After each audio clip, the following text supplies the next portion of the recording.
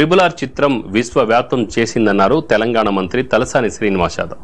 త్వరలోనే తెలంగాణ ప్రభుత్వం తరఫున RRR బృందానికి సన్మానం చేయాలని నిర్ణయించామన్నారు.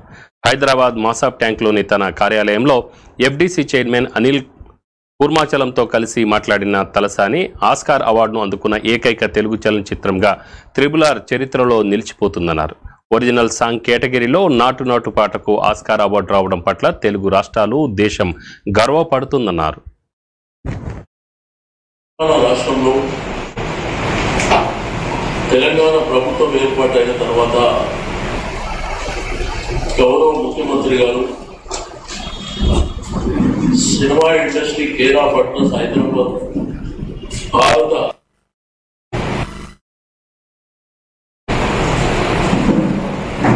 చాలా కార్యక్రమాలు మనం తీసుకోవడం జరిగింది. మీకు అందరికీ మీ సమక్షంలోనే జరిగిన చాలా సందర్భాలలో మీటింగ్స్ అంటే పర్మిషన్స్ విషయంలో కానీ, సేమ్ టైం ఫ్లెక్సీ ప్రైస్ విషయంలో కానీ, వాళ్ళకి ఏ అంశాలు ఉన్నా కానీ వెంటనే స్పందించి తెలంగాణ ప్రభుత్వం ఎంత ఫ్లెక్సిబుల్గా ఉన్నారో మీకు అందరికీ తెలుసు. రాజమౌళి గారు బాహుబలి అనేటువంటి ఒక సినిమా పాన్ ఇండియా మూవీ కింద రిలీజ్ చేసినప్పుడు అది విశ్వవ్యాప్తమైంది. అంటే ప్రపంచం అంతా చూసే పరిస్థితి వచ్చింది.